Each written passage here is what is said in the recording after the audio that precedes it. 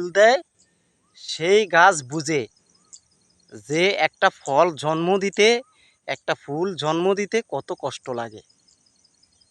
তো যারা Facebook YouTube প্ল্যাটফর্মে কাজ করেন তারা বুঝে যে একটা ভিডিও বানাইতে কতটুক সময় লাগে, কতটুক পরিশ্রম করতে হয়, এবং কি একটা ভিডিওতে যদি ভুল কথা বলে এটাকে কাটতে হয়, এটাকে সমাধান করতে হয়।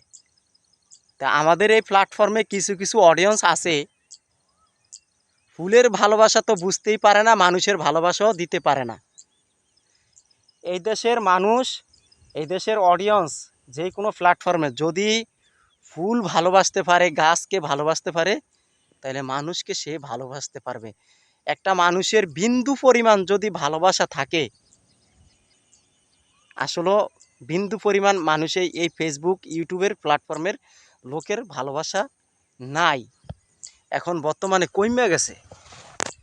এই ফেসবুক ইউটিউবের লোকেরা, অডিয়েন্সরা এখন মানুষকে ভালোবাসা দিতে জানে না, তারা উল্টা মানুষ থেকে ভালোবাসা নেয়।